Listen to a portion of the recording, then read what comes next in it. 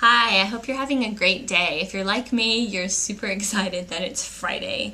I hope you have something interesting to do this weekend and can get out and enjoy the weather. It's supposed to be gorgeous again. It's quite a difference from last week.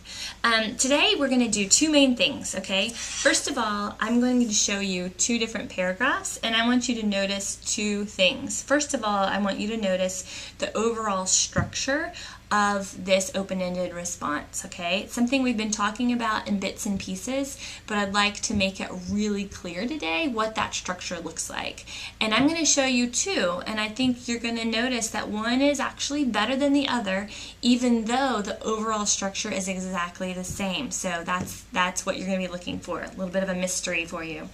And number two, I want you to notice the balance between how much I use the direct quotes and how much I use my own words. And again, I'm going to show you two very different examples and let you decide what you think would be a better open-ended response. And I'll also give you my opinion about which one I think is a better one, okay? So here you go.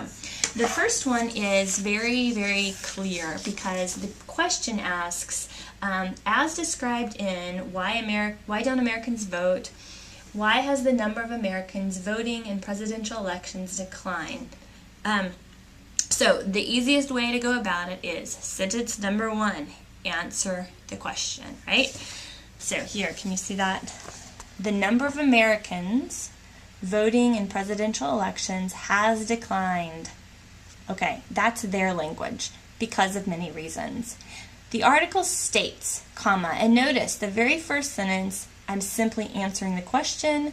The second sentence, I'm introducing a quote. Many explanations, and this quote is from the very last paragraph. Many explanations have been advanced, ranging from negative campaigning to the decline of party organizations, the unwillingness of the major parties to address issues of concern to lower-class voters, growing disinterest in politics, and political scandals such as Watergate. Period. End of quotes. This means that people vote less, so that's my language. And I want to highlight for you how much of that is actually not my language, but directly taken from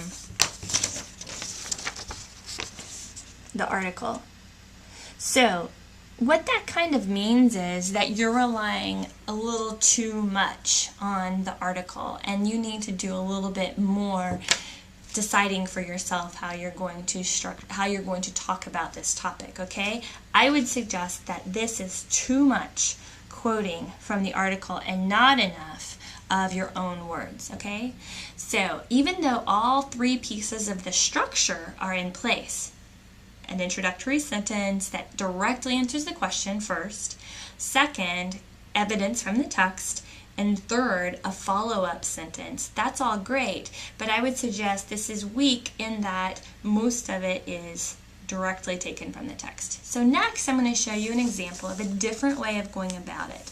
The first thing that you're going to notice is instead of directly answering the question by using their exact language, I've changed it around a little bit. So here I say, according to the article, comma, and there's really no need to name the title of the article because it's very clear that it's from that article. So I simply said, according to the article, comma, Americans are voting less.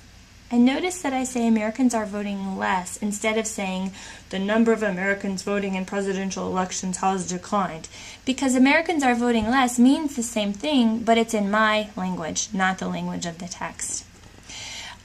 For several reasons. First, some discuss, quote, legal obstacles, end of quote.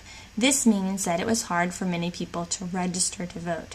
Second, others say Americans vote less because of, quote, weak political impact, end of quote. This means that people did not feel that their vote mattered. So notice here, I still have the same overall structure. I introduce the topic by directly answering the question in my first sentence. My second sentence is, I have multiple sentences, each introduce a quote, right? And then each of the times I introduce a quote, I follow up with my understanding of that quote. But notice that it's done slightly differently. This time the balance is much more about the reader reading my language and my words and not necessarily just reading another copy of the same text. And so from a reader's perspective of your writing, they're much more interested in reading what you think and how you pull this information together, right? Because if they just wanted to read the text, they would go back to the text and read the text. Why bother? What's more important is, how does someone like you think about the text? How do you put it together in your own words while still anchoring it or grounding it in actual evidence from the text, okay? So you don't want the text to take over your writing and all you're doing is copying word for word out of an encyclopedia or out of a book. You want to show the reader that you're thinking about it, but that you also know how to pull information out in an appropriate way and talk about it through writing, okay? So that's a lot of information, but Katie told me you liked watching videos, so I wanted to make you a longer one today. So I hope you have a great weekend, and I look forward to reading what you write and to spending some more time working on your open-ended responses next week. Thanks.